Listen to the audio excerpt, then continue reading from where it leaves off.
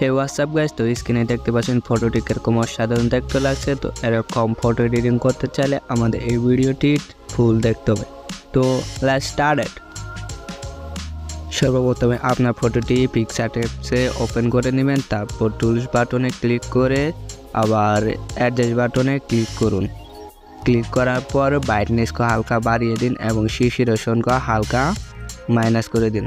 Minus করার পর তারপর ইরেজ বাটনে ক্লিক করুন। ক্লিক করার পর তারপর ইনভাইট বাটনে ক্লিক করে তারপরে রিকভার বাটনে ক্লিক করে হাইটনেসকে হালকা মাইনাস করে ড্র করুন। তো এখানে দেখতে পাচ্ছেন স্ক্রিন কীরকম হোয়াইট হচ্ছে। তো আমি তাড়াতাড়ি স্ক্রিনের উপরে ড্র করে দিচ্ছি। তো ততক্ষণে আপনারা চ্যানেলটি সাবস্ক্রাইব করে রাখবেন এবং ভিডিওটিতে লাইক দিতে ভুলবেন না, এবং পরবর্তীতে কী নিয়ে ভিডিও আসবো সেটি কমেন্টে জানিয়ে দিন। তো দেখতে পাচ্ছেন আমার ড্র করা শেষ। তারপর এখানে কর্নারে রাইট বাটন, এখানে ক্লিক করে ডান করে দিন। তারপর আবারও রাইট বাটনে ক্লিক করুন।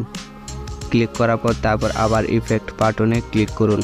করার পর তারপরে বি অ্যান্ড ডাব্লিউতে ক্লিক করুন। ক্লিক করার পর প্রথম ইফেক্টটি ইউজ করুন, তারপর ইরেজ বাটনে ক্লিক করুন। ক্লিক করার পর তারপর এখানে দেখতে পাচ্ছেন ব্যাকগ্রাউন্ডে ক্লিক করুন।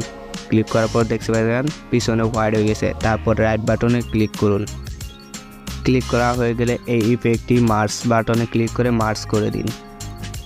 মার্জ করা হয়ে গেলে তারপর কালার্স বাটনে ক্লিক করুন। তারপর কালার্স রাইস ইফেক্টটি অ্যাপ্লাই করে দেওয়ার পর ইরেজ বাটনে ক্লিক করুন। ক্লিক করার পর এখানে পার্সনটি সিলেক্ট করে দিন। তো পুরোপুরিতে পড়ে গেছে। তো আপনারা ফেসের ওপর থেকে এগুলো ইরেজ করে দিন। তো আমি এখানে তাড়াতাড়ি করে দিতেছি।